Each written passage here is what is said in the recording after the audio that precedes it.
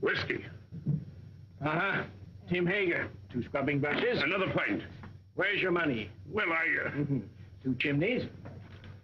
Poster. Come over here. I want to show you a new piece of material. It's fresh off the Boston packet. That fine quality. Now feel it. Be a wonderful dress for your little girl. Don't you think so?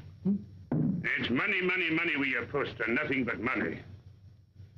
I've been sorry for him ever since his wife ran off with that lieutenant. If he'd spent less on whiskey, he wouldn't have lost his wife. Let me show you another piece.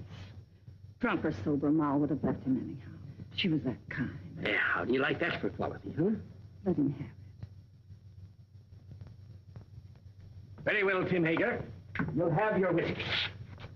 But this is the last time... All right, Poster. No preaching.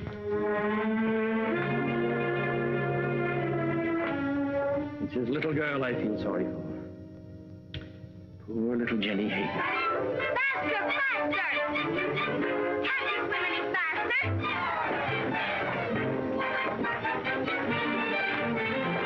You're not even trying. Faster, faster, faster! Faster, faster! Come on, faster!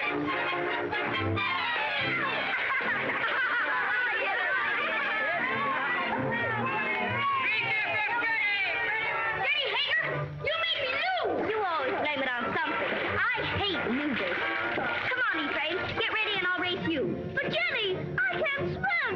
You'll never learn till you get out in deep water. But I'm cold. You're scared of the water. Oh, why don't you go help your father in the store? Measure out coffee and count wormy apples. You're no good down here. Go on, Ephraim. You can't swim till you try. Go ahead, Ephraim. He'll drown. I'm scared. Let's pull him out. No. No.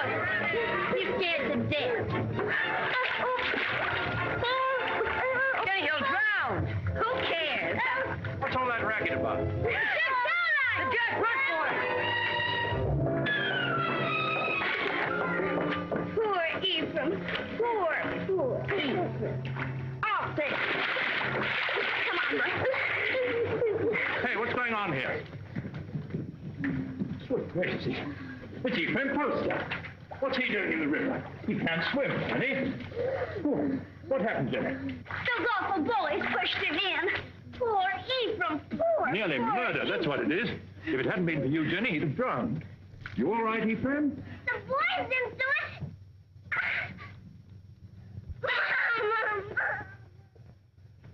There we are. Ah, Tim, just in time. Huh? This little girl of yours is just... Tim Hager. Stumbling drunk in the middle of the day. You ought to be looking after you, Jenny, not going from tavern to tavern like... I've no wife to care for either of us now. It takes money to bring up a fine lass, Your Honor. You mean it takes money to keep yourself drunk? Papa, let Jenny come to boarding school with me. Would you like to come to boarding school with me, Jenny? Would you? Boarding school? Yes. I like that. I can't send you to boarding school, but you could come live at the house and earn your keep, I guess. Help in the kitchen and run errands for Mrs. Saladine. No. If I can't go to boarding school with Meg, stay with my father. All right. He is your father, at least in the eyes of the law. Now, you look after that girl of yours, Tim Hager, and stop being a disgrace to Bangor. Thank you, Your Honor. Drive on. Now, young poster, we'll take you to your father's store. That tight-fisted, sour-blooded old skinflint. You might be better off with Mrs. Saladine, Jenny. Not in Mrs. Saladine's kitchen. I've no money to bring you up properly. Never mind. Before long, we'll have everything. Houses and carriages, horses and kitchen. All those things, my lass, you're a wee bit young. Just as soon as I grow up, we'll have everything we want. Because I'm going to be beautiful. Empty. Beautiful.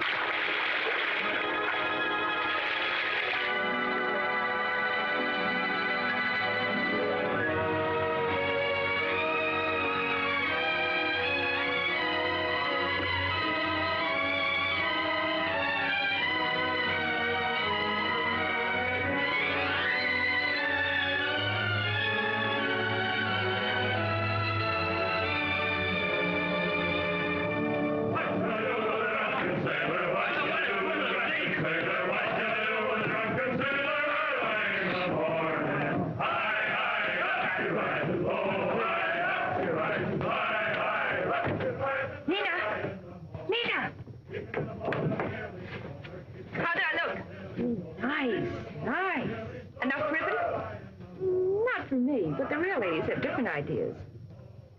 Get some more color in your cheeks. And bite your lips whenever no one's looking. Men love red lips. Let's go down and meet the packet. Why should I? The sailors will all come up here anyway. Oh, but the best ones get picked off down at the dock. Listen, honey, with your looks, you don't have to worry. Why, you can get the youngest and the best-looking man on the river. I don't want the youngest. I want the richest. Jenny, that's a recipe for trouble. Don't worry about me. I can handle trouble. I know you can.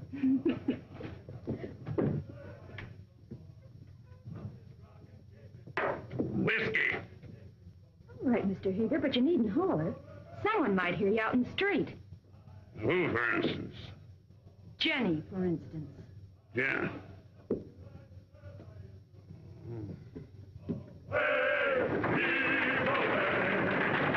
Put some life into those men. Come on. Heave. Away! Heave. Yo-ho! Heave. Away! Heave. Yo-ho! Well, Jenny, come down to see the cargo? It's exciting. We get used to it after a time. I suppose I import more stuff than any other man in the state of Maine. How many vessels do you think I own, counting the lumber barges? 56. Who told you? Somebody?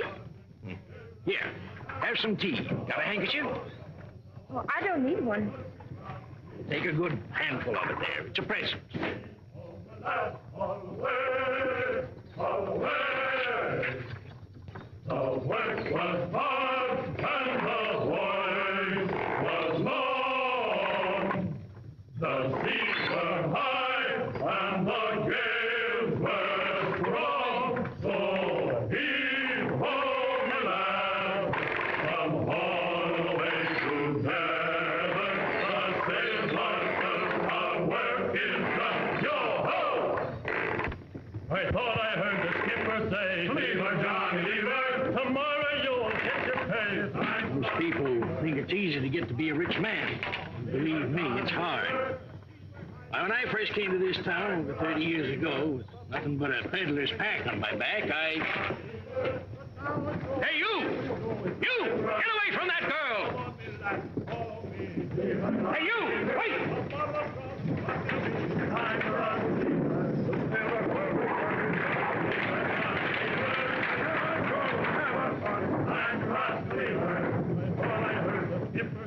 Lever, Johnny, lever, tomorrow.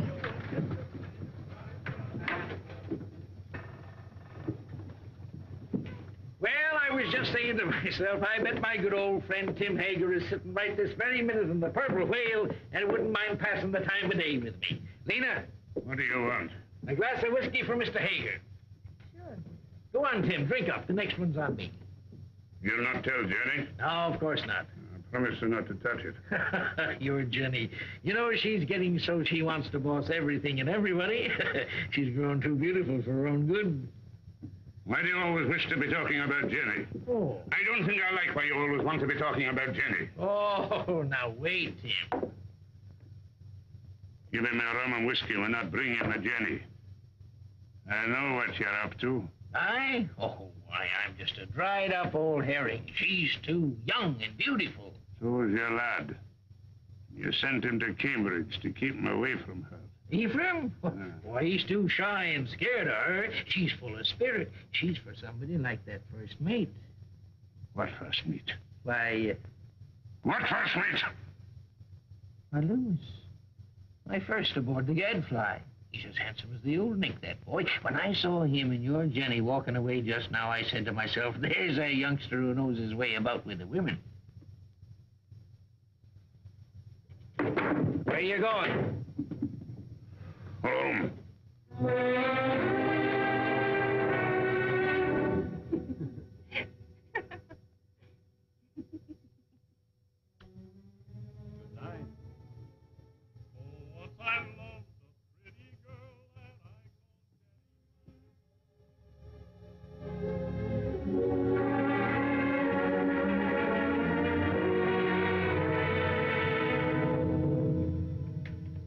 You're like your mother. A wanton. That's what you are. Just like your mother. You'd like to keep me here forever, wouldn't you? Well, you couldn't hold Mother and you won't hold me. But I will, Jenny. No. This isn't the life I was born for. Men like me. And it's the men who have the money in this world. When a proper man comes along. You take him walking in the dark and kill him, most likely. I know you don't want any man ever to look at me. But they do. You lead them on, Jenny. It's so easy for you to turn a man's head. Not with you at my elbow all the time. There have been dozens of proper men ready to take me out of this trap. But will you ever let me go?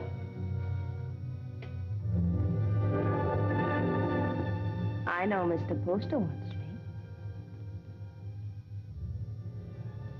I made him want me. What do you think of that? There's a devil in it, Jenny Hager. A devil straight from the bad place. And I'm going to whip him out of you. You're going to beat me. This is one beating you're not like.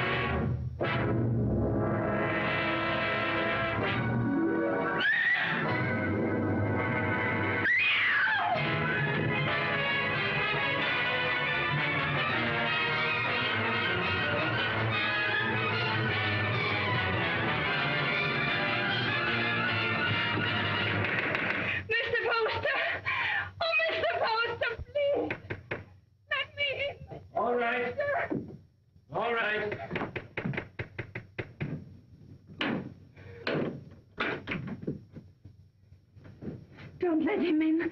Don't let him get me. He'll kill me, Mr. Poster. What is it, Jenny girl? Who's after you? Father took after me with a whip. Splendid promise, Mr. Poster. Come help her, Mrs. Hollis. There now, Jenny. Don't worry. Everything's going to be all right. You bathe her and rub some butter on them bruises and put her in my bed. Oh, that Tim Hager, he ought to be birched. That would take 6 men to do it. He's big, Mrs. Hollis, but no bigger than righteousness. If the town don't birch him, he'll be birched by the Lord. You showed good sense, Jenny, in coming to me. I'll do this. You stay outside. Oh, there now. If you keep on crying, your face will be all swole up tomorrow. And that's no way for a pretty face to be. He held me with one hand so that I couldn't move. Something you wanted?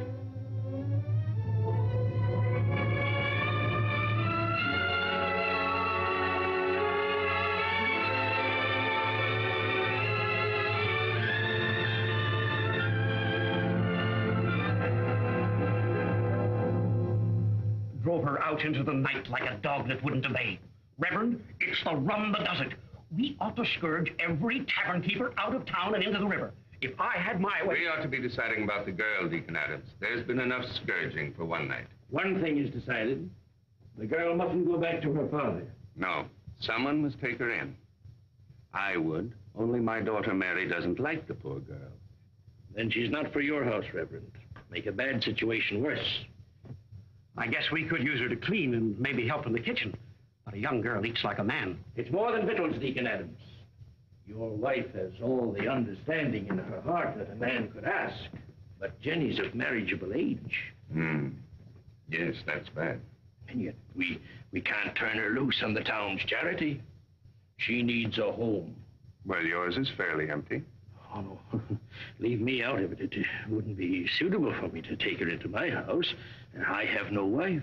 You have a housekeeper. A very respectable woman. But she might leave me, and I'm not able to get another. We'd have a scandal in the town. Aye. No. Marriage is the only answer. And the answer to that is a younger man. What about your son Ephraim? They used to be so much together. Ah, he's a schoolboy, frittering away his time at college. She needs a responsible man. Well, there must be someone. A pretty girl always has a lot of friends. What good are friends? Most of them no older than her. It's our duty to find her a good home, an honorable name, regardless of the man's age. And it should be somebody with money. And by that description, Mr. Poster, you've named yourself. Oh, no. She turned first of all to you, Isaiah. Besides, I know you're not a man to thrust a suffering lamb back into the wilderness. Maybe she won't have me. She'll marry you, Isaiah. She's a sensible girl. And in the meantime... Mary! Mary. Bring me one of your dresses. Anything, only not too expensive. I'd be good to you, Jenny, if you married me. Like a father. A good father. And he ought to know how with a son your age. You can go back to sleep now, Mrs. Hollis. You've done all you can for tonight. I'll make up Mr. Ephraim's bed for you, Mr. Poster. It ain't as warm there, but you'll be comfortable. Your father couldn't come after you, Jenny, if you married Mr. Poster. You'd be free. An intelligent girl thinks of the future when she chooses a husband. And you'd be a rich woman. It's for you to decide.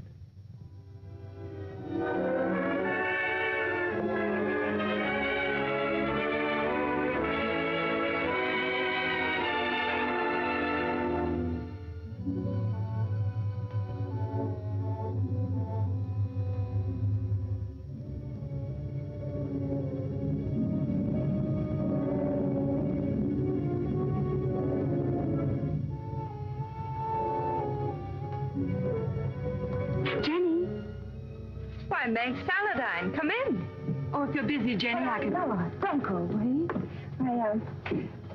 I was just ordering something from Boston. Mr. Poster's a very lucky man. This has been a very lonely house for him. Lot of change. Meg, yes? Will you help me? Of course, Jenny, of course. The water glass always here. And the wine glass here. And, oh, Jenny, you'll have to get rings for the napkins. Now, the biggest plate here.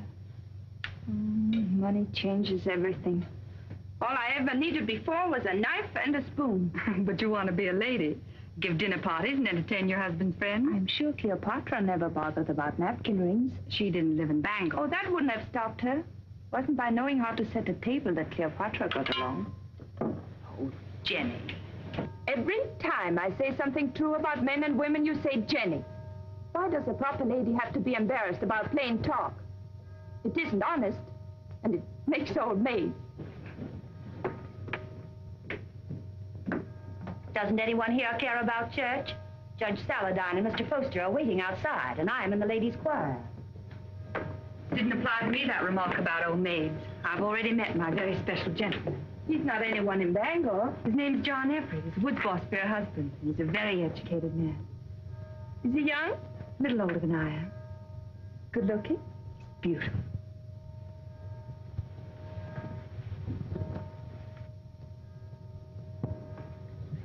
Why don't you marry him?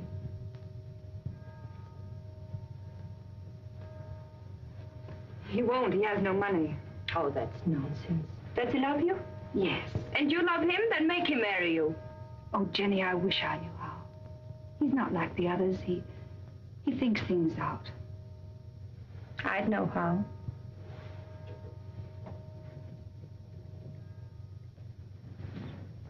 I wouldn't give him a chance to think.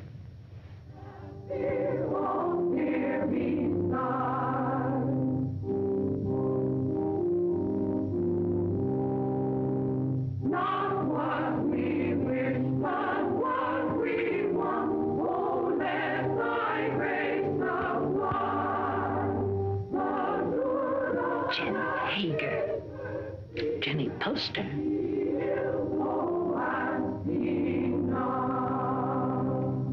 Before me sit the wealthiest families in Bangor. I've seen them before in the privacy of their homes and in their offices. When I came to them to ask for money to enlarge this church, they gave me not enough to erect a temple of branches on a hillside. And so again today, in the house of God, as they sit here with their consciences, I ask them now to pledge funds to enlarge this church. I cannot ask of the poor, but I can ask the wealthy. And the poor shall know the names of those who do not give. Mr. Poster.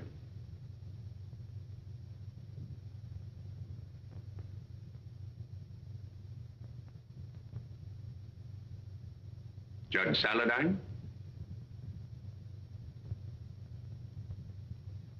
Mr. Burroughs. Mr. Bailey. Mr. Clayton. This is intolerable. If you have no feeling for your fellow man, at least take some interest in the welfare of your own children. Grog shops and low houses cover every inch of our waterfront. Our wealth is poured into Devil's Half-Acre. And our young men, your sons, have nowhere else to go. Give me a bigger church, and I'll keep them here. Will no one pledge to the church more than just enough to save his face? Mr. and Mrs. Isaiah Poster will contribute $1,000.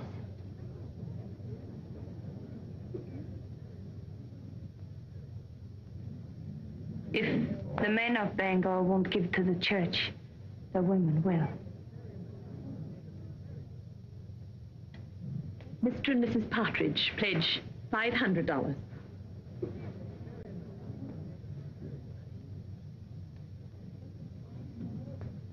Judge Saladine will pledge $1,000.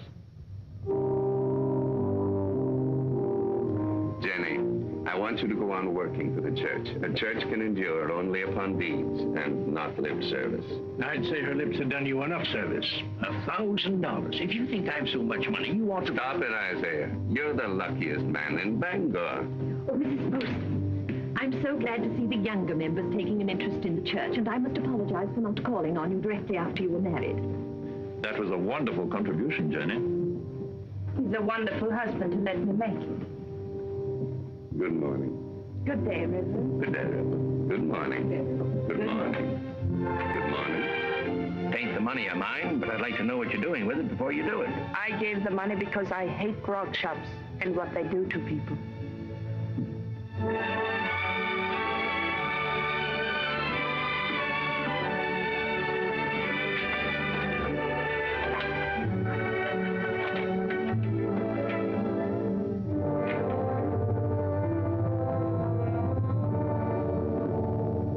Are you, Father?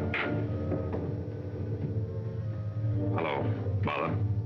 My name's still Jenny.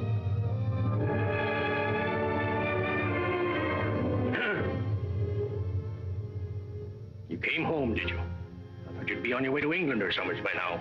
Oh, England is full of architects. I knew you'd come home. Isaiah told me he sent you money to travel for a while, but I didn't think you would. I came close to it.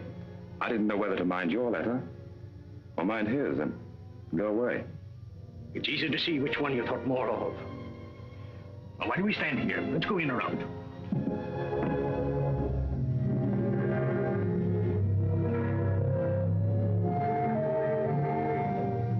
And let me do the writing to my son. Mr. Ephraim. My Mr. Ephraim. Why, you've grown as much as you ever will, haven't you? Oh, I'm stunted. I don't know how to bake an apple pie in Cambridge. You'll have one every day if only you'll stay here. He'll stay.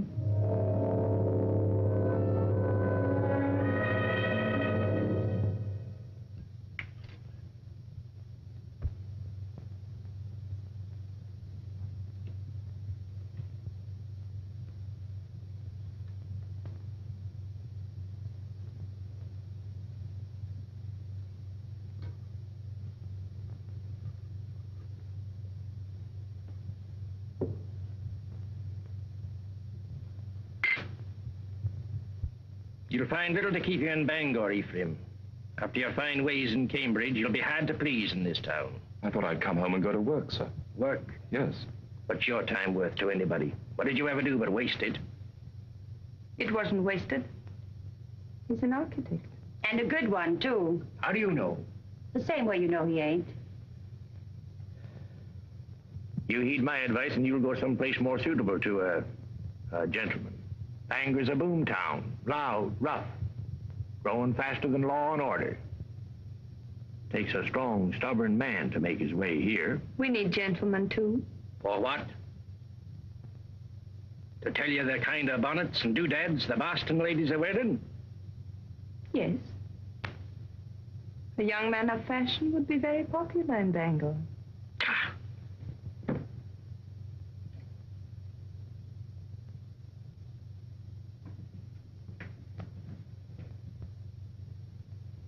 I'll join you later.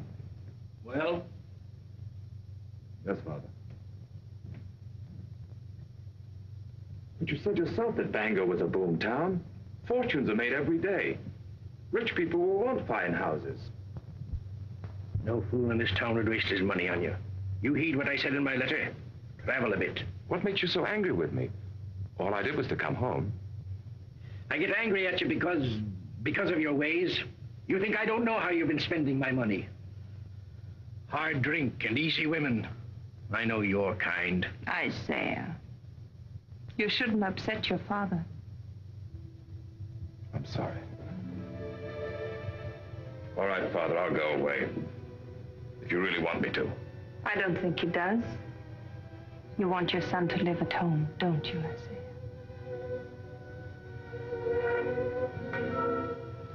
I've got a headache from all this talk. I'll lock up. It's time we all got some sleep.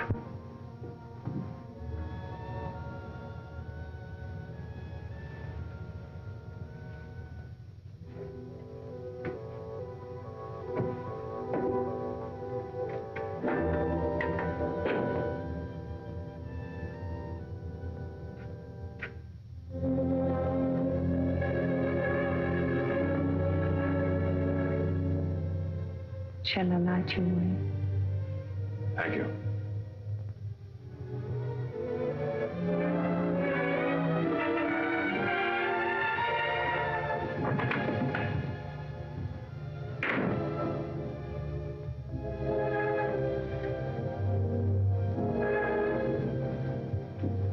It's been a long time, Ephraim, hasn't it?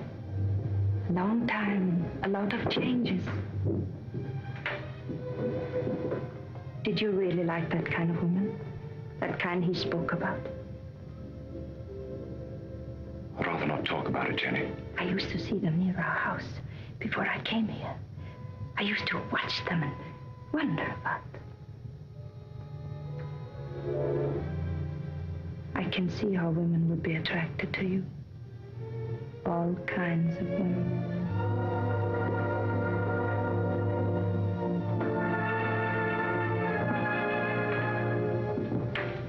Good night, Ephraim.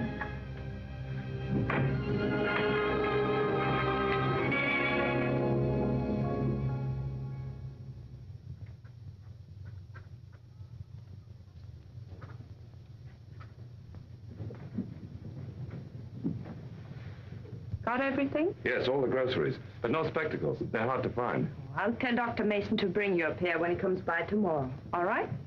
Please, not Dr. Mason. He's a very good doctor, but he won't wait for his money. You're not to worry about money. Your husband worked for mine for a long time, and if Mr. Poster wants to send you a doctor and a pair of spectacles, it's his privilege. Mr. Poster. I'll be by in a few days, and in the meantime, if you need anything, send one of your children. Thank you.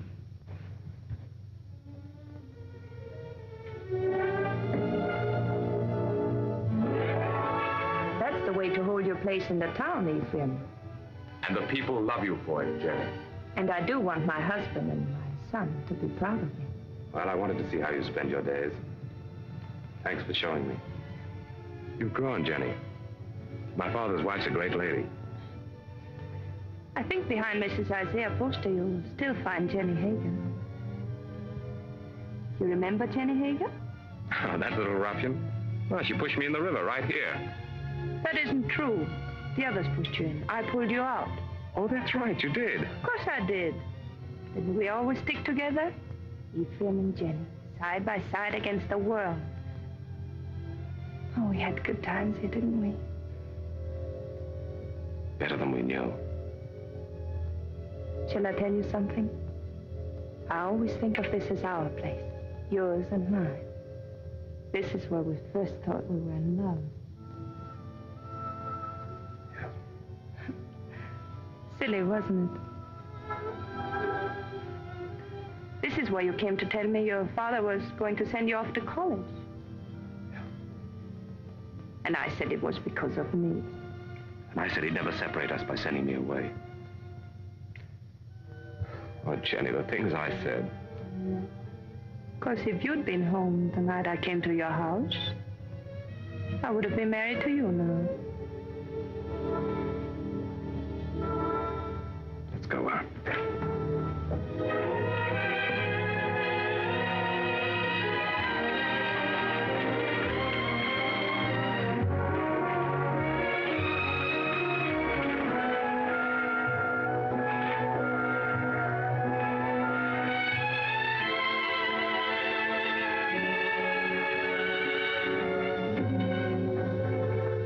Come into the store and wait on me the way you used to. Another time, Jenny. I want to go up and talk to Father.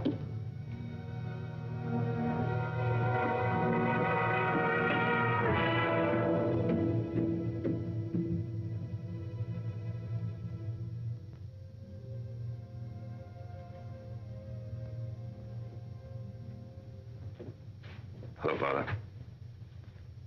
Be with you.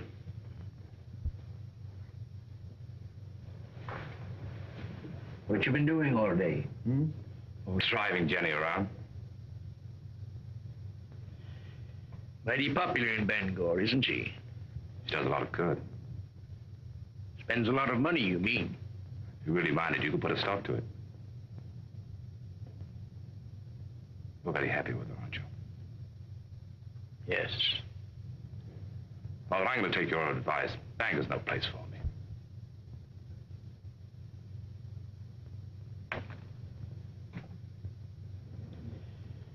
When will you be leaving? Right away, before the river freezes. I thought I'd spend the winter in Boston and then go off to Europe in the spring. I think your father needs you here, Ephraim. Why, Jenny, you feet like a bird. I didn't hear a sound. You want him to stay, don't you, Isaiah? Why don't you tell him you want him to stay? Can't you be honest with your own son? I'm honest with everybody. You might be of some small use to me if you stay on. But if you don't like it here, get out. Only don't come reaching back again. If you go, I'm through with you. I'll take you home.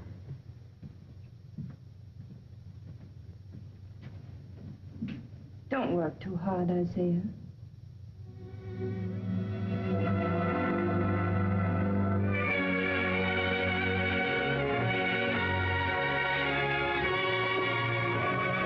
Surprise. When Bangor's Lady of Mercy goes out to deliver her packages, her sleigh should fit the season. That's a confession you've been thinking of me. Of course I think of you. Yet you've been avoiding me. Careful. Paint. Put it down.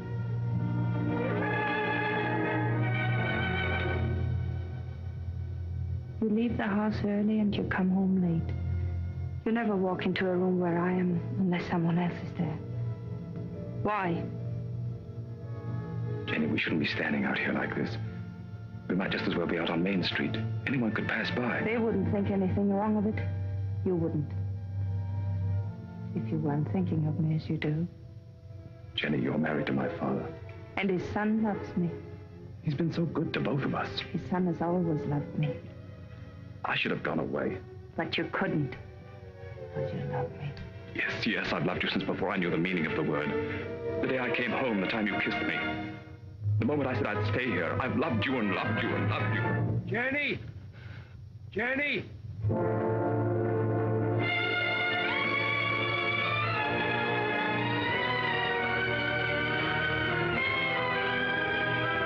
Jenny!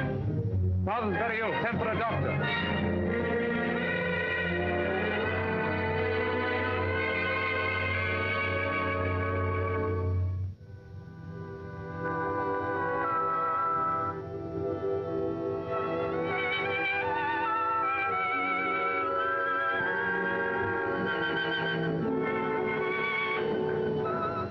Jenny.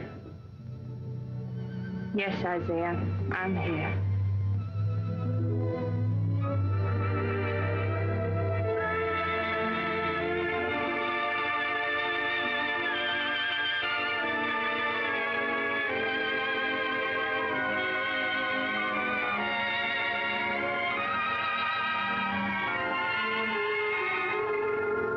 You keep this up and you'll fall in your tracks. Go to bed, child. Get some rest. No, I'm strong. Stronger than you think. I'll be all right.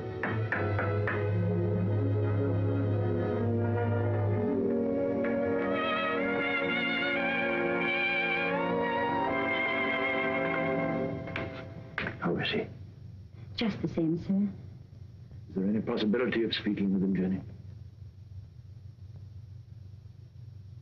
There's trouble in town. Dr. Mason says warm weather might bring him around. But that's a long way off. We're at our wits' end. There are too many people in town, too much idleness. Did you hear the shooting last night?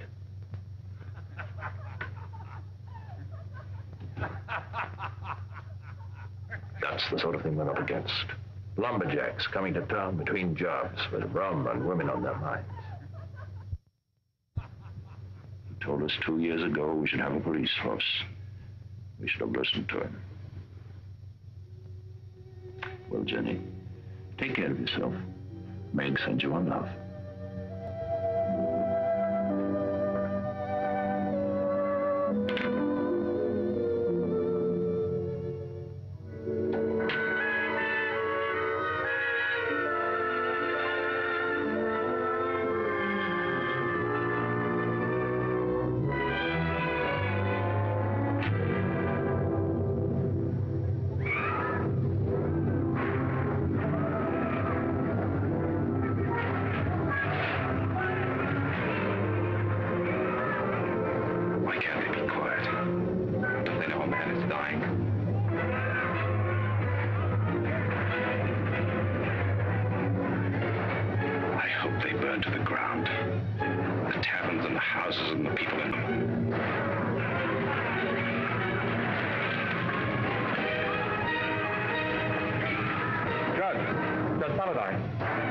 There you are.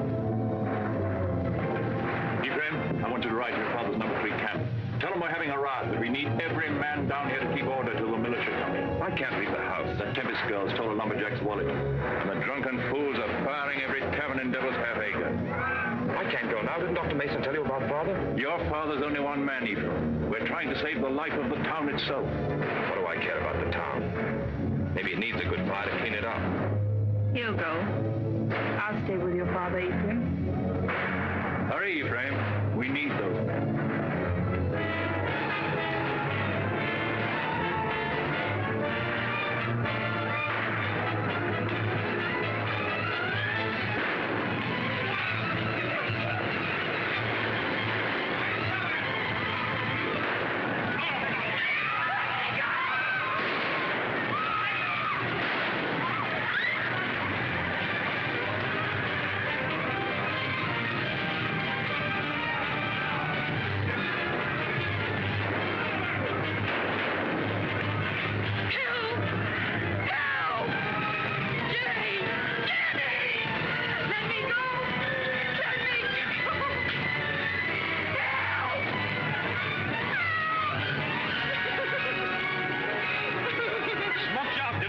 my money? I didn't take it. I didn't take it. Where's my money? Let's give her a band. That'll lose that tongue. Let her go.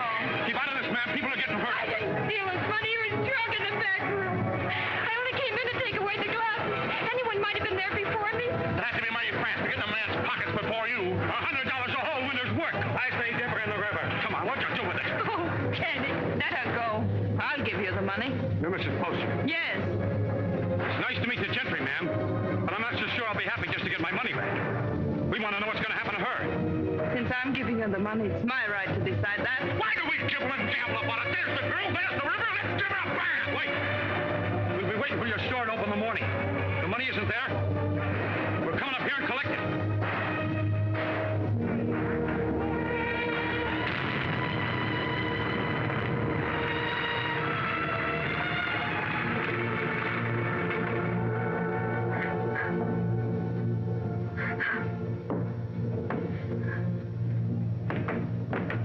They're crazy with drink, Jenny.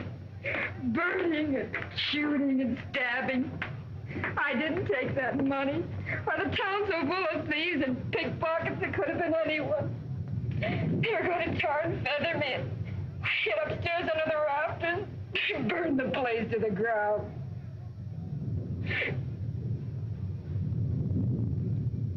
If I'm to go up to Camp 3, I better leave now. I want to be back in the morning.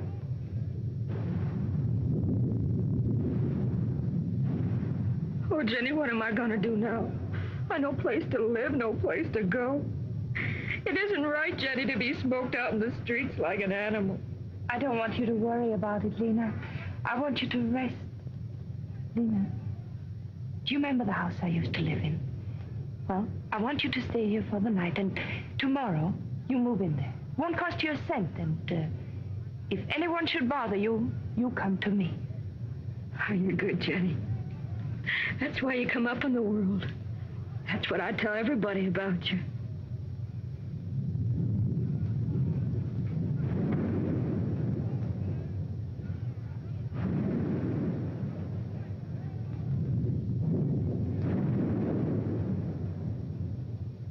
Jenny, you're wonderful.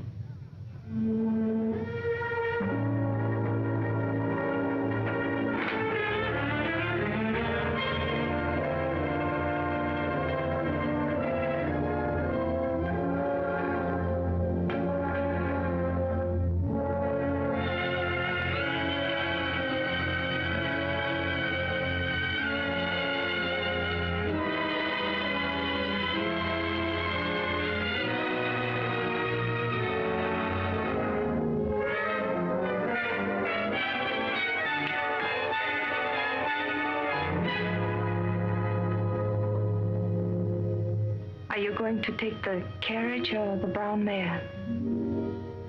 I thought the mare would be better. You'll be careful, won't you? I don't want anything to happen to you.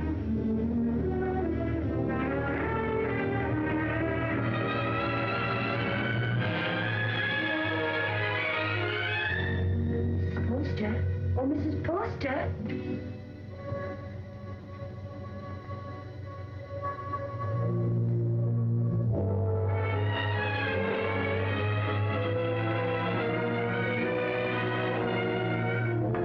Yes, the fever's broke. He's breathing better. He's going to get well.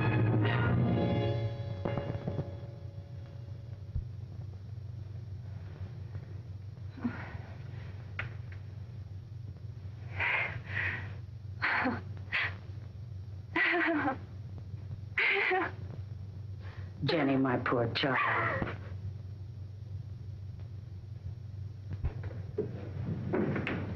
Has Mrs. Foster gone to bed? Does she ever go to bed, the poor child, nursing and tending her husband? Tell her to come to the Saladine house. The girl will need her. What's the matter? Judge Saladine got into the fight. Hurt? Dead. Ask Mrs. Foster to come with us. It needs a woman to tell the girl. Mrs. Poster's been under a great strain. She's gone through enough. You better get someone else. Wait.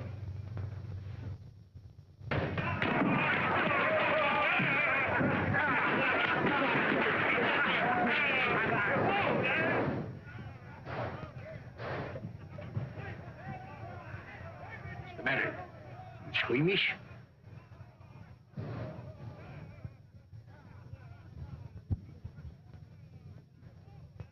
still fighting.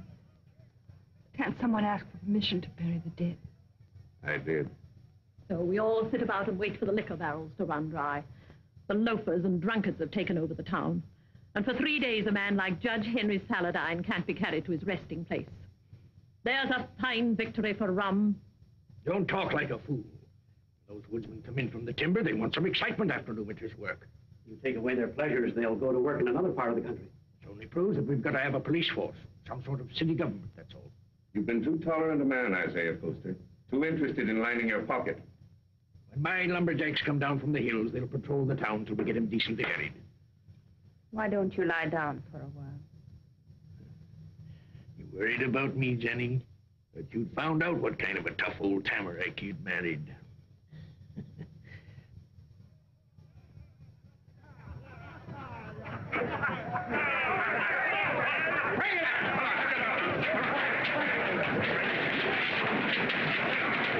Well, we can start the funeral. What I said still goes. Get a little law and order in the town, and the grog shops can stay. Good for business. Where are you going? Those are my boys. Going to give them orders.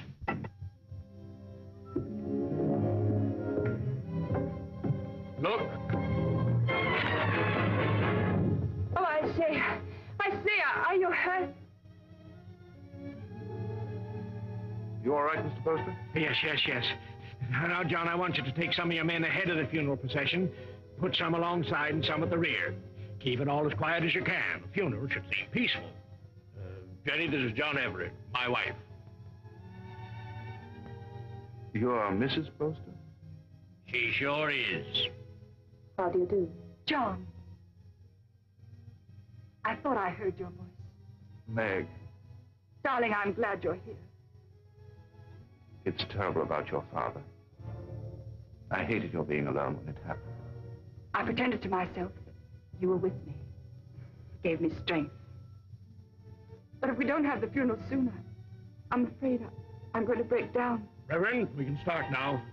I'll tell the others. There'll be no more trouble. Now John's here. Meg, you'll come to our house this evening. You'll be with us, won't you? Thank you.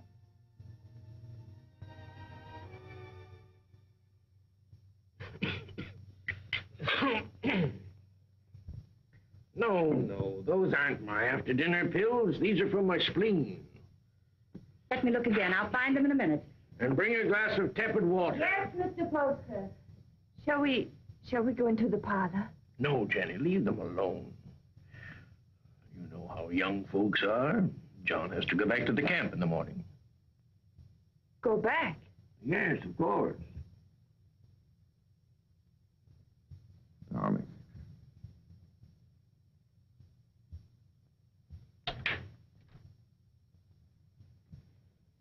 Our lovebirds have closed the door. The pills, Mr. Poster. And the tepid water. Thank you. Huh? Why must you send him back when he's the only man who can keep order?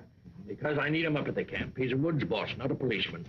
Of course, if your business means more to you than the safety of your home and family. Jenny, he's got to get that timber cut. That's all there's to it. I'm sorry we were so long, Jenny. I thought you and Mr. Poster would come in. I wanted you to be alone. Surely you can stay in Bangor a few days. I'd like to. She needs you. But I'm afraid I'll have to be away for a little while. She won't be alone. I'll take care of her. Till you come back. Thank you. That's very good of you. I don't want your father to trade these for whiskey. They're for you and your sisters.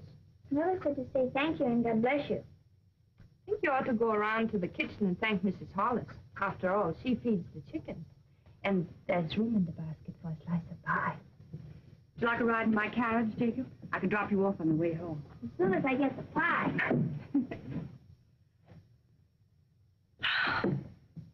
Isn't it a beautiful morning? Jenny, I've been wanting to speak to you. You have? What about? Not here. Let's walk down to the river. Oh, but not now, Ephraim. I've so many things to do. Jenny, why isn't it possible for me to have a minute alone with you? We're alone now. It's not my idea of privacy. Mrs. Hollis in the kitchen, Father home every day, Meg following you about. I'm sorry. That's a very short answer, Jenny. What is it? Have you seen somebody else?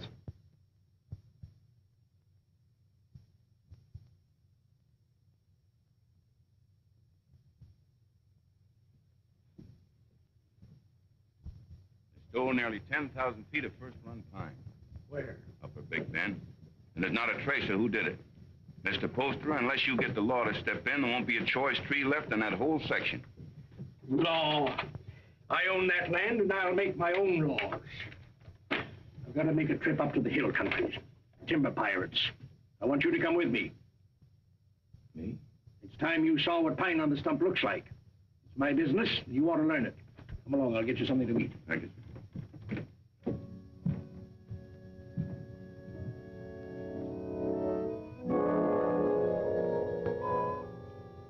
Jenny, What are you waiting for?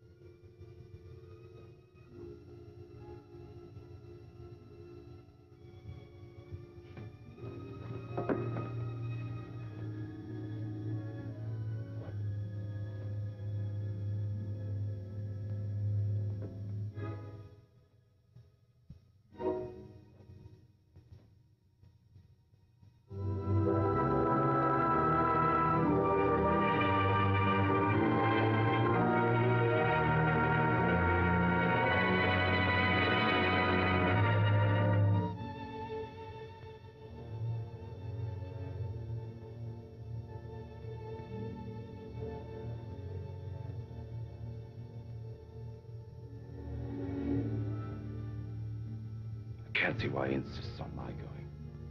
I'll be dead useless weight, and afraid of the water besides. Boats would be bad enough.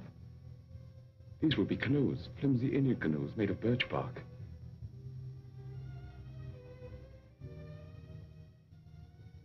Jenny, I can't admit to him that I'm frightened. Tell him not to take me along or not to go at all. I told him I wasn't cut out for that sort of life, that I'd be more of a burden than a help. But he's so stubborn, Jenny. How long must he live, Ephraim?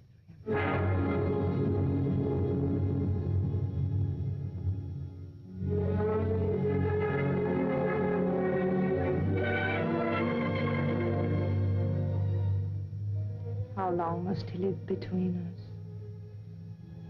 Jenny, don't talk like that. I want you to do something for us. You're afraid. I could promise you so many things, and yet you're afraid. He's my father. As long as he's alive. Why does everything frighten you? You're going to make me very angry. And if I get angry and go on wanting you the way I do, I might tell him what happened between us. Nothing has happened between us. No. But which of us will he believe? Jenny, you couldn't. You know what that would do. He lived a full and useful life. It would be a pity to see him die. But a greater pity to see his life ruined. With a lie. We've been living a lie, Ephraim, and I want to be done with it. I want you to return alone.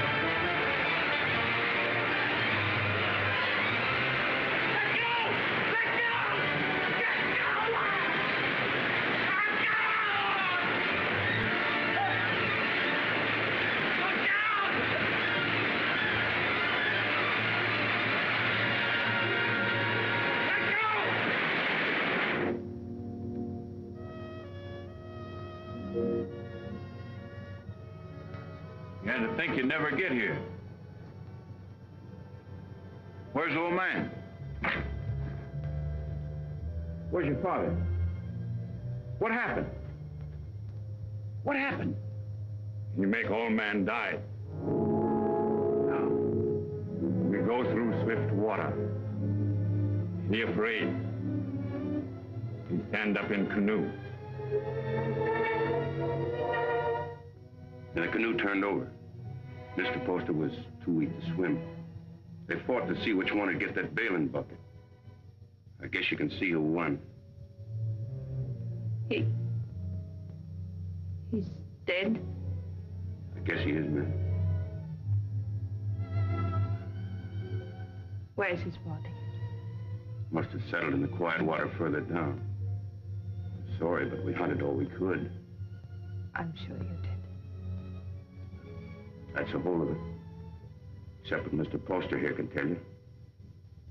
If they hear of anything, they'll let you know. Thank you. Jenny, believe me, it wasn't my fault. I was afraid. You know how afraid I am of the water. You can't come into this house, you wretched coward. You killed your father.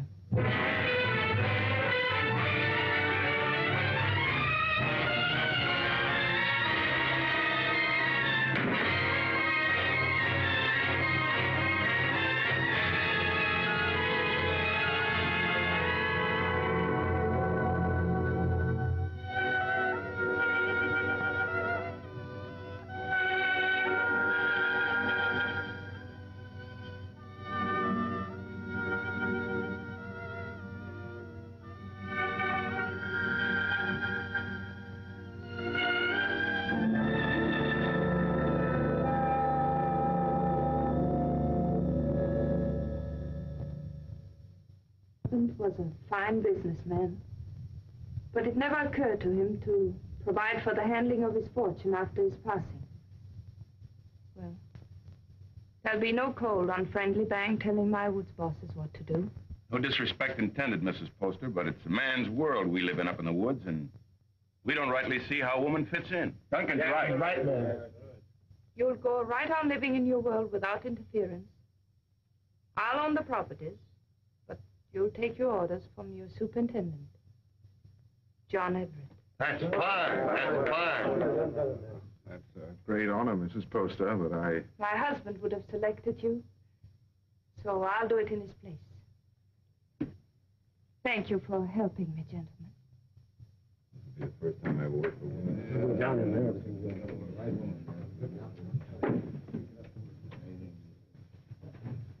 Until this meeting, I thought I was very much alone in this world. Mr. Poster was a fine man. It'll be an honor working for his lady. We won't give you any trouble, Mrs. Poster. Good day, ma'am.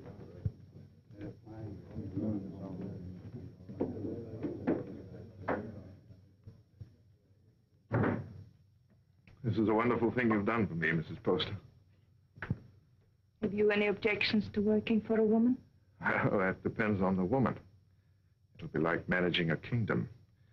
Mr. Poster used to think of whole townships as other men think of acres. It really is a kingdom he built up. It's too bad. Too bad there's no heir to take the throne. Yes. Poor Ephraim. I never gave him a chance to explain. I accused him without proof. What more could you need? They saw him do it. I didn't. And I know he loved his father. You've got to stop brooding over it, Mrs. Poster. You'll only harm yourself, and it won't help Ephraim. I saw him on the street last week. He was drunk.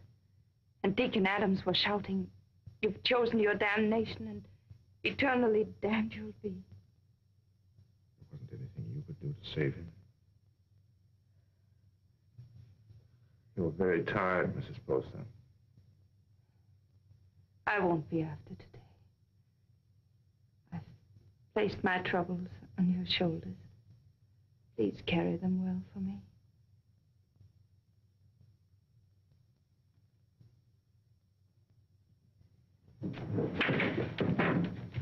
Meg, Jenny spent all morning getting them in order. Don't, Meg. You'll only mix them up more. I was only trying to help. Oh, I'm sorry. I didn't mean to shout. You're tired. In every bone, driving timber was nothing to this. You might as well have remained in the woods for all we see of each other. I'm doing my best, Meg, but the work takes up all of my time. I know. I wasn't criticizing. I was just wishing that... What? John. Yeah? I'm lonesome. I'll see you tonight. Dinner? That's a promise. Meg, I haven't seen you for days. Food for a hard-working man. Ah, that's nice. And a cup of tea for both of us. You'll have some, Meg, won't you? There isn't enough for the three. I'll give up mine. The accounts receivable are all mixed up. I had them in order, but then the wind came in. Oh, later. You haven't eaten since morning. Meg, your man doesn't take care of himself. You better do it for him, or there won't be anything left of him to marry. John, there's a rumor that it comes steamboats. Is that going to affect us? Not while water freezes, because then steam's no better than sails. But steam trains, Jenny. Just think. There'll be one to Old Town, And one maybe to Holton. And definitely one coming this way from Augusta. and we can load our wood right on our own trains and get into market weeks before the ice breaks. We'll outsmart everyone in the business. There'll be no stopping us once we get started. Jenny, you'll be the richest woman in New England. Then we'll have to make you the richest man. What's happened to Meg? Meg?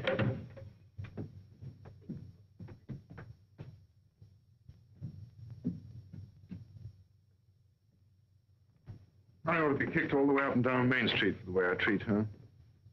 She's more understanding than you think. I'll be with the Temperance League all afternoon, so if there's anything important you want to discuss with me now... Nothing that can't wait. It's Mrs. Hollis in the store. Tearing it apart?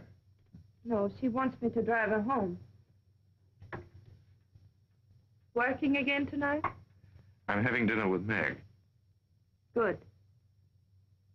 Take better care of her, John. You do neglect her. Goodbye. Bye.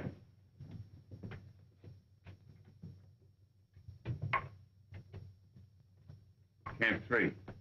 Thank you. She's a wonderful woman. Someday I'm going to pull a bottle out of his hand and bash his head in. What are you talking about? Young Poster. You should hear the things he says about her. Has he been talking about her? Why, that drunken little... I've seen her nearly sick with worry over what he's doing to himself. Find out where he stays. I want to see him. Poster, are you in there?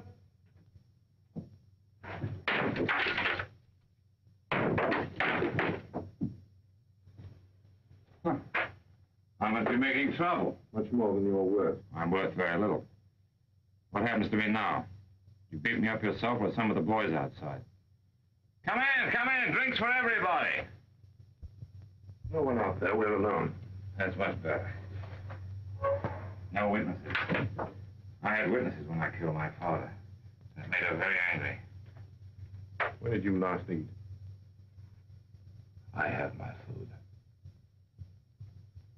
How do you like your new job, huh? I like it. She hasn't got you hooked already, has she? You'll kill yourself drinking all this stuff without any food inside you. Come on, let's get something to eat. You're doing me out of my dinner. She doesn't know I'm here, and she didn't tell me anything. That's a lie. No one does anything unless she's back of it. I knew what was going to happen. I was afraid of her. I wanted to leave. She didn't have to worry about that. I wasn't man enough to run away. You never know. I happen to be engaged to someone else. What difference does that make? Jenny was married to my father. She told me one night she'd marry me if he died. You don't believe a word I say, do you? Like everybody, no one will believe me. Go on talking. The night before we were due to start, she made love to me till I was nearly crazy. You don't believe that either, but it's the truth. I've always been scared of the water. Even when I was a little boy, Jenny knew that. I was scared in the canoe on the trip, and I couldn't eat or sleep anyway from thinking of her. I only remember being in the water with a bathing bucket holding me up, and somebody grabbed for it. I beat him off till he sank and drowned. I didn't know who he was.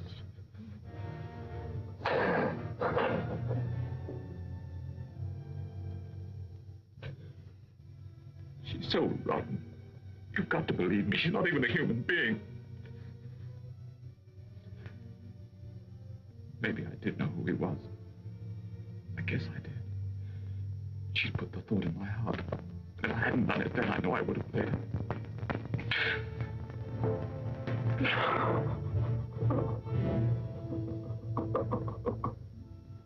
I don't know what you're talking about.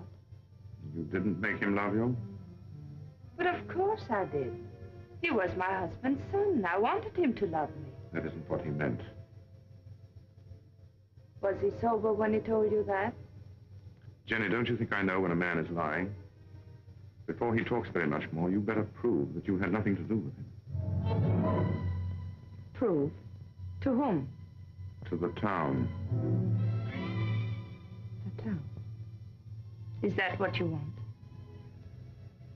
Come back with me to his shack. I want you to face him. Now. But... the rain. You know what happens to the roads in the rain? Yes. They get very muddy. But they don't change their direction. Good night. Oh, no. It isn't that I'm afraid. You mustn't believe him. Please.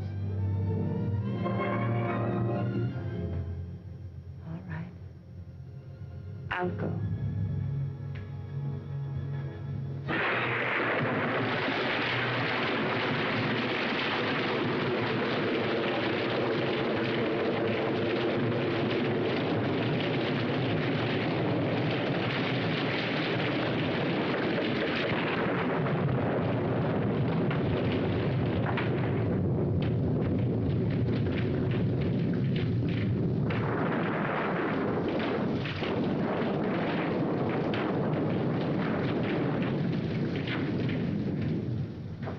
Can't have gone far in this rain.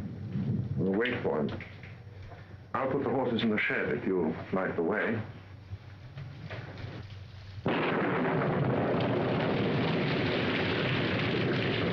See if the shelter's clear.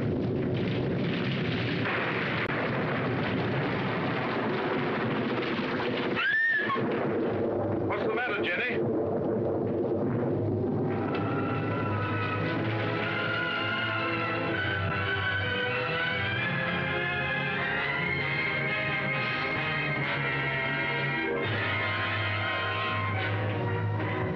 Don't look, Jenny. I did that. I drove him out. Jenny. Don't say I didn't do it. If I would have said one word to defend him, others would have listened. I killed him. Didn't I? Jenny, please.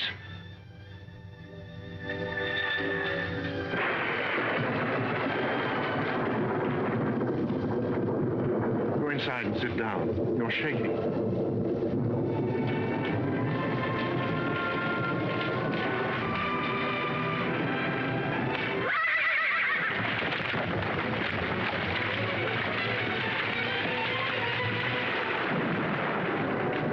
What was it? What happened?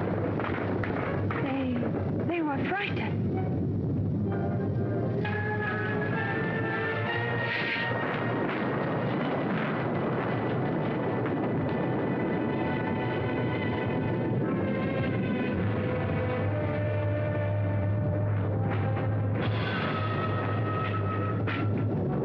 We're 10 miles from town.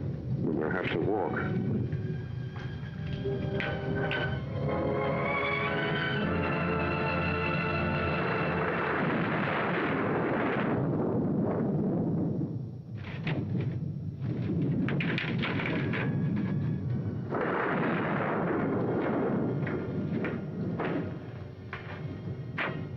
They're going to understand how Ephraim could have done a thing like that.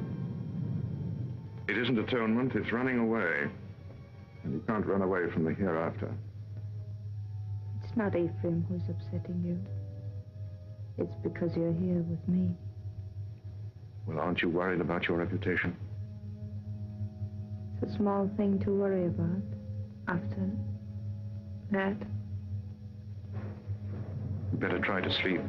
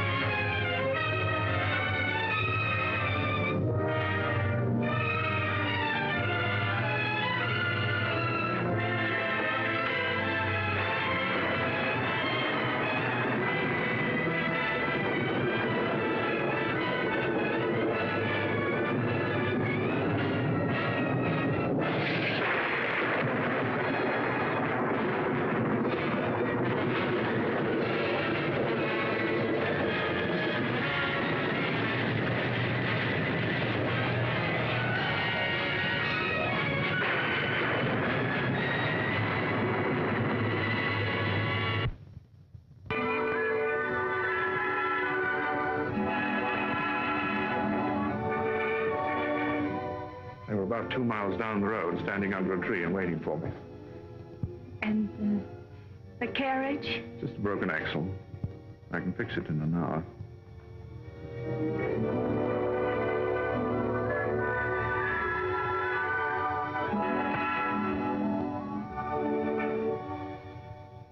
Jenny, what about Meg?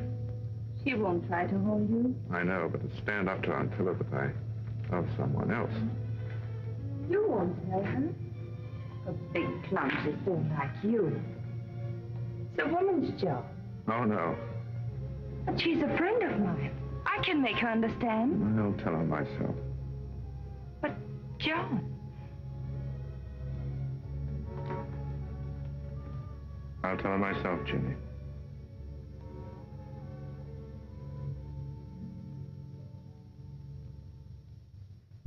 It must have been the storm. That's the only way I can explain it. The storm and the excitement and the lightning struck us. What more can I say? It's nice that we're such friends. Makes it easy to talk this over. There's nothing to talk about. I love him. But if you still want him, he's yours. You know that. You know I'd give him back to you if you asked me to. I suppose I'm a fool. Why? I should have realized that when he said he loved me, he must have said the same thing to you just the day before. No, he didn't. He never said those words to me. I thought it was because he was shy.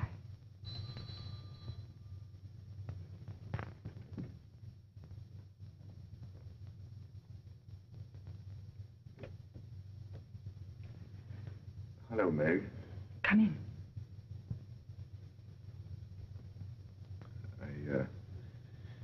I just wanted to explain why I didn't come to dinner last night.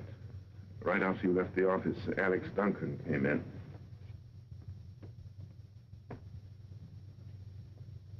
Jenny, I told you I wanted to explain this to her myself.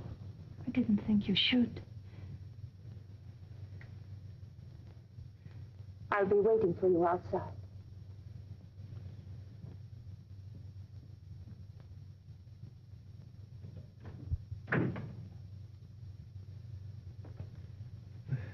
I didn't want it to happen like this, Meg. I wanted to be the one to tell you. I don't see what difference it would make. It's the same story, isn't it? I suppose so. When will you be married? Right away? In Bangor? I don't know. Jenny will take care of the details. I saw this happening a long time ago. There was nothing I could do about it. She's waiting for you.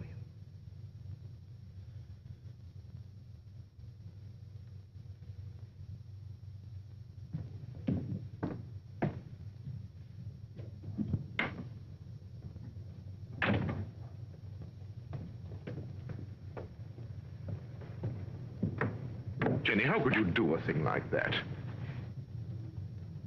I thought if you came here alone, you wouldn't come back to me.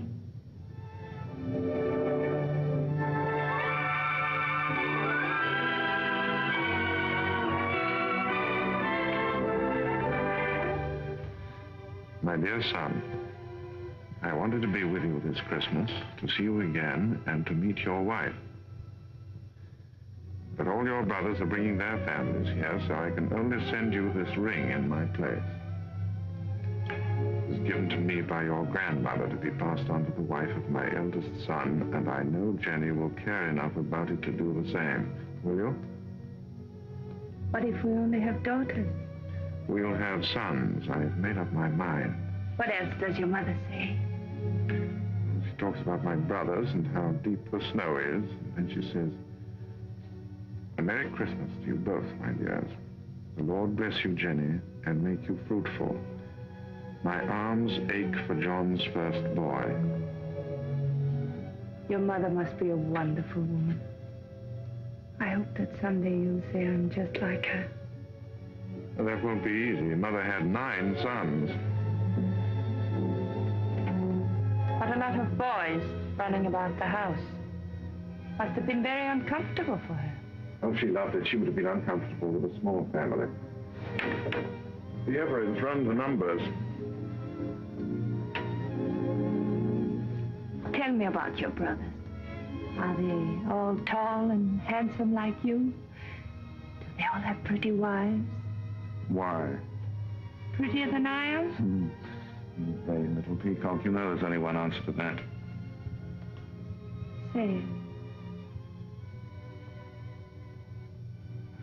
I married the loveliest of them all, and the best. say, I love you. I love you.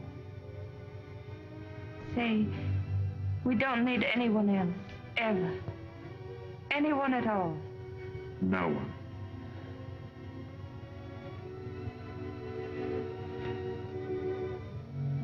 I always lose happiness. I can't seem to hold it. Keep me happy, darling.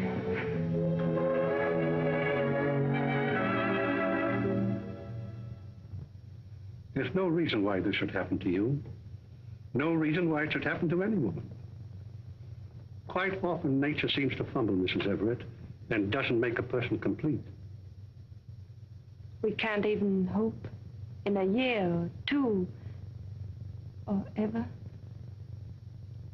Not in my opinion. Of course, you're free to consult with another doctor. I can give you the name of a very fine one in Boston, and I know of another in Philadelphia. I believe you. You mustn't decide, my dear, that the future's altogether dark and empty. You can adopt a child, you know. It should give some release to your normal womanly emotions. I want a child of my own. You won't talk to my husband, will you? I'll tell him myself when I think it's the right time. Of course. You see, he wants children. He's very fond of them.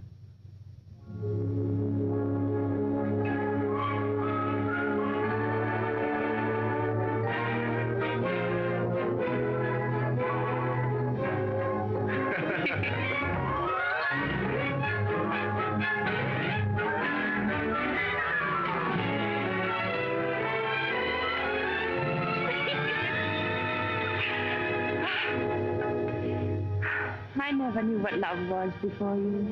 I know now I was never married to Isaiah at all. Jenny, I want you to forget Isaiah. I want you to forget your whole life before I came into it. You know, a lot of new furniture isn't going to change that house. Why do you want to go on living in it? Oh, but it's a good house, John. It'll stand for a long time. At least until we know just where to build another. Well, I'm not finicky about where it'll be. I just think you want to go on living in that old tomb. What do you say, Jenny? Should we start building our own house? That is our house. It belongs to Isaiah Poster. Let him keep it. Oh, but he's dead and he left it to me.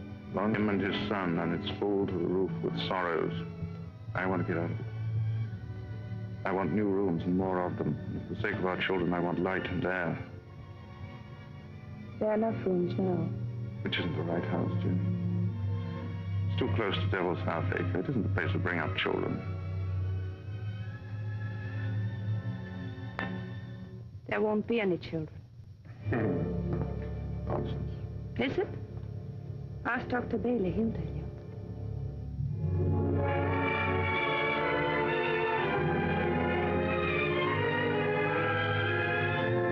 Seems there are some things we haven't talked about. When did you learn this? Some time ago. What exactly did Bailey say?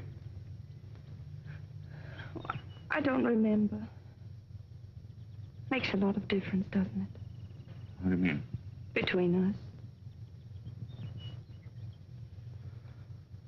Doesn't make any difference at all. There are many things a husband and wife can live for. That's very sensible, but I wonder what you'll think in a few years from now. I'll think that you're more beautiful than ever, and that I love you very much. Oh, look. There's Lincoln Pentridge. He's a great man. He has special powers.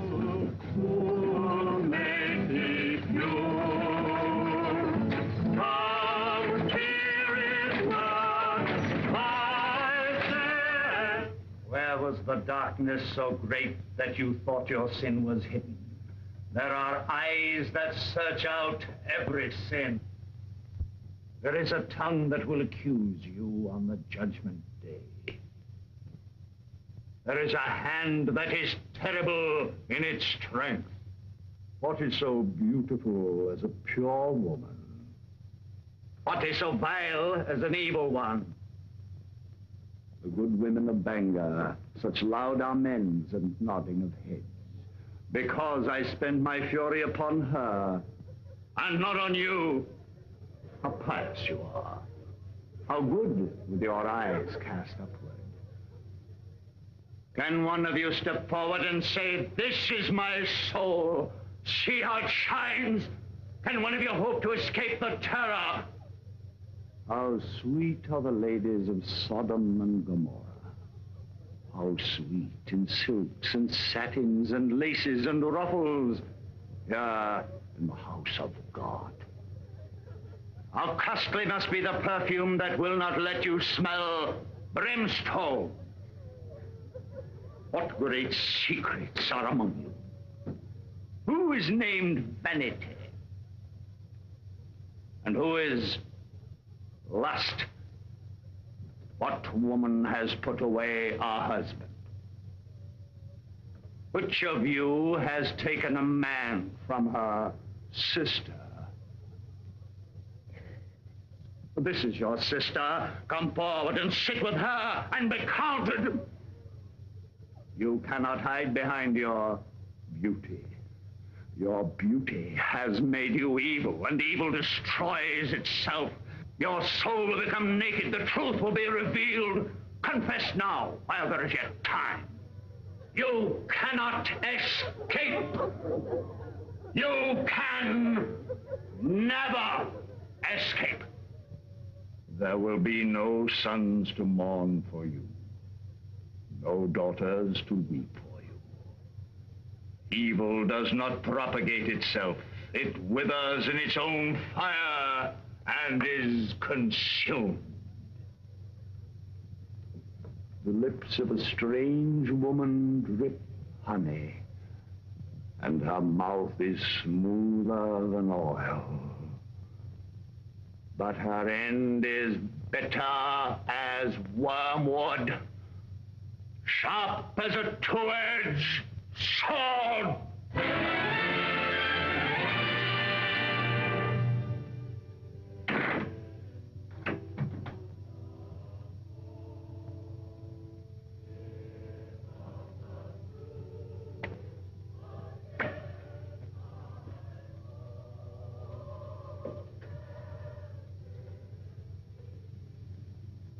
What's the matter, Jenny? I want light. It's so dark. Why do you go to those meetings? It's not like ordinary church going. You come home exhausted and afraid. He was talking to me. Straight to me. What is it? The pit he talks about isn't down below, it's up here.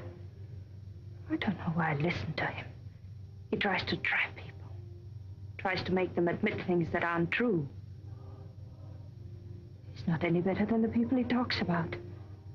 No, he's right. The town is becoming a sinkhole. That horrible man. To say to me what he did. He wasn't talking to you. He was talking to people like Lena. Jenny, I've come to a decision. We're going to put Lena out of your house. No. I don't care what she meant to you when you were a child. I'm talking about what she is now. I don't want you to be connected with her. Why not? In what way is she different from us? Except that she's more honest. She goes out of your house tomorrow. I don't want her sins on your hands. You good, righteous man. You hypocrite. Telling others what they must and must not do while you live in this house with me. Do you know what went on in this room before Ephraim killed his father? Jenny. Do you remember the things he said about me? You said he was drunk and afraid. Of course he was afraid. We're all afraid. There's hell opening under our feet. Jenny. This is where he's at. Sit down, John, and I'll show you how I made him kill his father. Sit down and I'll kiss you the way I kissed him. Why do you look at me like that? Why do you pretend everything he told you was true and you knew it? You knew it!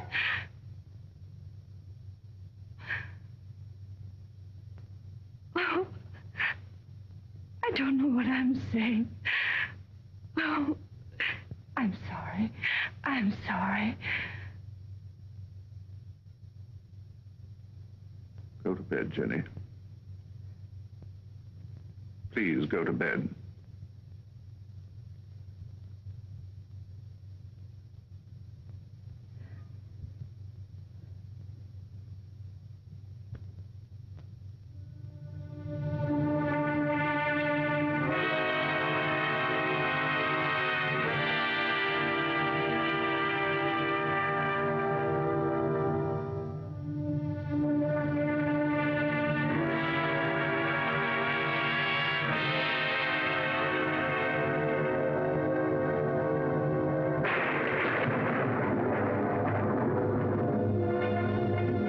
John, is Mrs. Hollis back from church?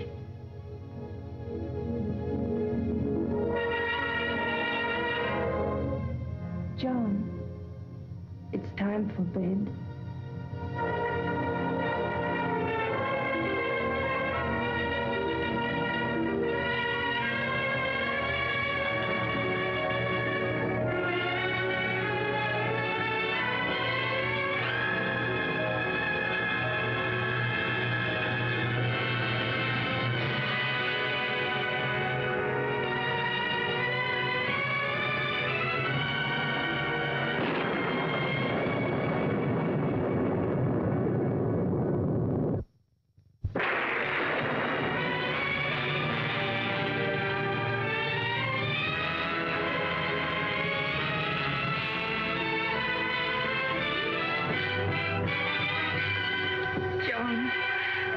Forget what I said. You know I couldn't have done it. I never believed it. I tried not to believe it. Because you love me. You still do. Yes. darling. Don't be unhappy. We know each other now, and that's good. There'll be no more misunderstandings, no more quarrels. Oh, darling, there'll be just the two of us. No, there won't. There'll be three. There'll always be Ephraim.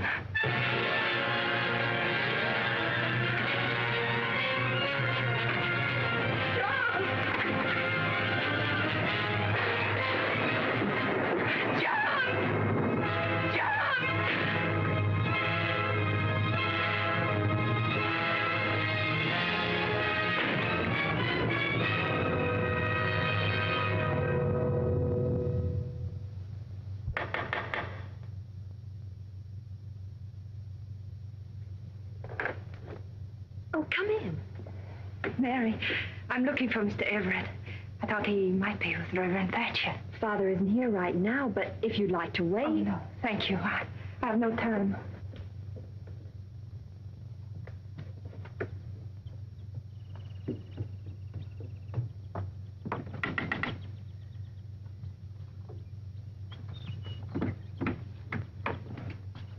Good morning. Is Miss Saladin home? No, Mrs. Everett. She went out. Has Mr. Everett been here? Oh, no, I haven't seen him. Thank you.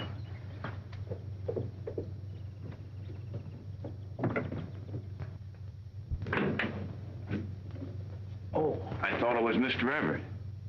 You know where he is? He didn't come in here, ma'am. I slept here last night on account of the rain, and you're the first one in. Mr. Everett tells me you're sending a school teacher up to every camp with more than 2 families. That's a handsome thing to do, ma'am. Guess you're mighty fond of children. Duncan, who did sleep here last night? Was it you or Mr. Everett? Ma'am, I told you. Oh, that's just another one he has. He sometimes... He wore this hat when he brought me home from church last night, and he wore it again when he went out for a walk. Now, why aren't you supposed to tell me where he is?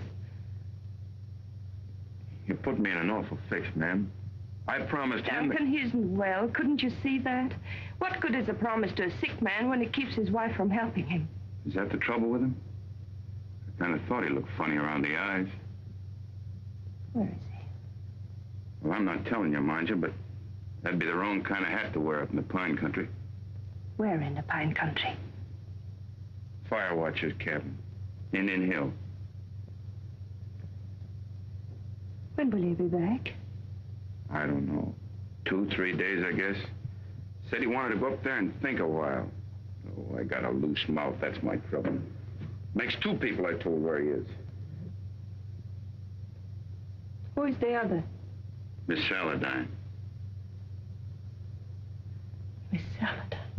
Came in here about an hour ago and dug it out of me just like you did. Said she saw him last night alone. Acted like something was wrong. Next time he trusts me with anything, it'll... It was very good of you to come up here, Meg. But there's really nothing you can do to help me. No one can help me but myself.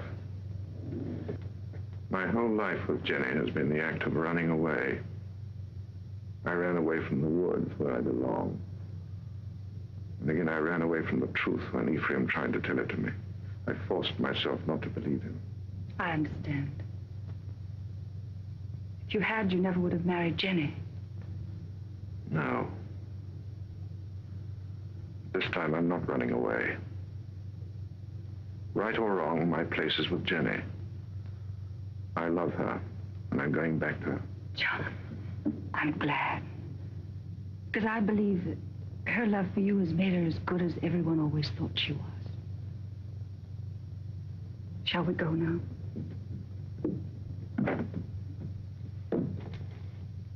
Jenny will be anxious.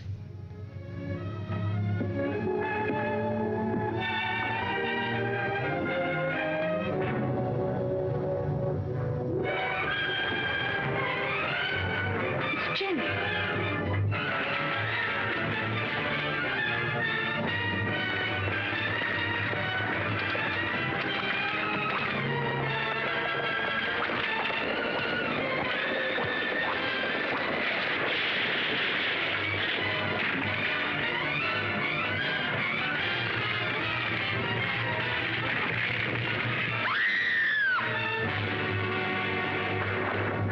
Jenny. Don't move me. John. Don't talk now. Meg, hurry up and get a doctor. Camp 3. I saw you with Meg, and I know. I tried to hurt you. I wanted to hurt you. Don't, Jenny, lie still. You don't know how I loved you so much. I'm afraid. Oh, John, where will they bury me? Jenny, don't talk about dying. Don't let them bury me with posters. Oh, Ephraim, don't let them. Jenny, you're going to be all right. There'll be a doctor along and we'll take you home. I know. They'll bury me with Ephraim. They'll bury me in that house with Ephraim. Jenny, darling, listen to me. Nothing's going to happen to you. Not now or ever. As long as I'm with you. And I'll always be with you. I never went away. You do love me. I love you more than ever. I wanted so many things. I wanted the whole world. But it was really only you. Jenny. Jenny.